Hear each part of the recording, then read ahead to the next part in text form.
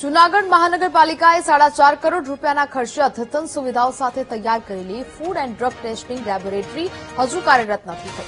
જરૂરી ટેકનિકલ સ્ટાફની અછતને કારણે શહેર અને જિલ્લાના ખાદ્ય પદાર્થોના સેમ્પલો હજુ પણ વડોદરા મોકલવા પડી રહ્યા છે, જેને કારણે વિરોધ પક્ષે મહાનગરપાલિકા પર બેદરકારીના આરોપ લગાવ્યા છે.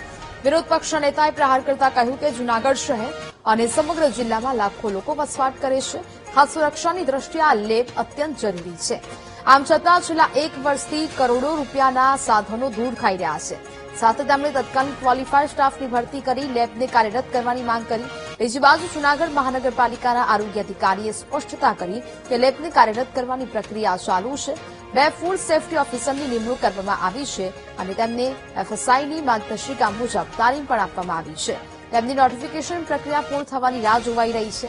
કેન્દ્ર સરકાર તરફથી મંજૂરી મળ્યા પછી નિયમિત સેમ્પલિંગ શરૂ થશે. એફએસઆઈ અને એનએબીએલની મંજૂરી મળ્યા પછી જ લેબમાં ખાદ્ય પદાર્થોનું ટેસ્ટિંગનું કાર્ય શરૂ થશે. ત્યાં સુધી તમામ સેમ્પલો વડોદરાની માન્યતા પ્રાપ્ત લેબમાં મોકલવામાં આવશે. 13 કરોડ રૂપિયા 2025માં બજેટમાં ફાળવવામાં આવેલા હતા. ત્યારબાદ 5 કરોડના ખર્ચે આખી લેબોરેટરી ઊભી કરવામાં આવી, સાધનો લેવામાં આવ્યા, પરંતુ છેલ્લા 1 વર્ષથી આ સાધનો ધૂળ ખાય છે. માત્ર પાણીના જ સેમ્પલ લેવાય છે.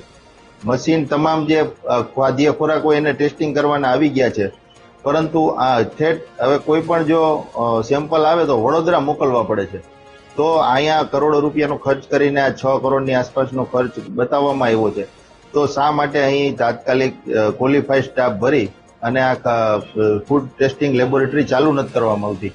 અનુસાર જૂનાગઢ મહાનગરપાલિકા દ્વારા ફૂડ ટેસ્ટિંગ લેબોરેટરી જે આપણે મહાનગરપાલિકાના બિલ્ડિંગમાં કાર્યરત કરવામાં આવેલી છે અને તેમાં અમારી પાસે હાલ 2 ફૂડ સેફટી ઓફિસર્સની પણ નિમણૂક કરવામાં આવેલી છે અને તે બંને ફૂડ સેફટી ઓફિસરની નવી નિમણૂક થયેલી હોય તેમને સેમ્પલિંગ લેવા માટે રાજ્ય સરકાર અને કેન્દ્ર સરકારના એફએસએસઆઈની ગાઈડલાઈન મુજબ નોટિફિકેશન થવું જરૂરી છે. તેના ભાગરૂપે તેમને 28 દિવસની કેરાલા ખાતે ભારત સરકારની એફએસએસઆઈની ટ્રેનિંગ પૂર્ણ કરવામાં આવેલી છે અને તેમના નોટિફિકેશન માટે કેન્દ્ર સરકારના એફએસએસઆઈમાં પણ આપણે નોટિફિકેશન માટે મોકલી દીધેલું છે.